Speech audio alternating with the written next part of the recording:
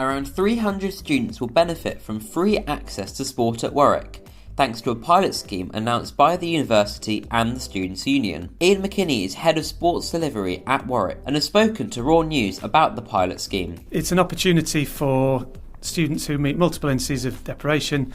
Some of our least likely to participate in physical activity.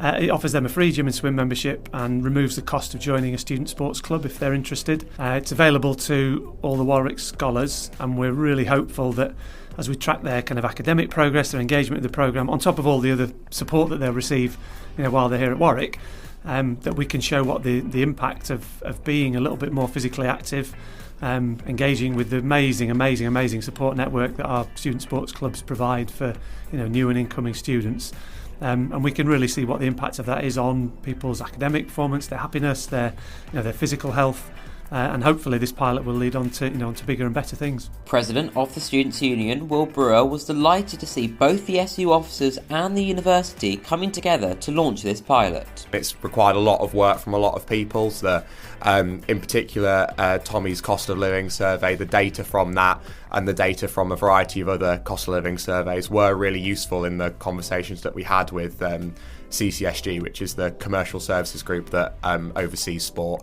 I've got to say the new commercial director at the university as well has really come in with an amazing attitude in terms of wanting to better the student experience and being really focused on that as well. And then in terms of the legwork, there's been a lot of work done by university finance colleagues, Warwick Sport and the widening participation team to kind of sort of bring everything together and actually make this happen. The cost of sport at Warwick has been a key area of conversation around the SU spring elections. This year, fees to join an on-campus sports club have totaled just over £100, a sum of money that is paid at the beginning of the academic year. These sports clubs are one of the centres of community on campus, and students on the Warwick Scholars programme will be able to access them at no cost, alongside the gym and swim membership. There's confidence that this pilot is only the beginning. I think the exciting bit about next year is we're exploring in the population of students who just cannot afford it. We're exploring what a difference it can make, and I think that will have a positive impact for other students who struggle financially. Part of the excitement is I don't know where that'll go. I don't know where it'll end up, but we've taken the first step on what is a really exciting journey.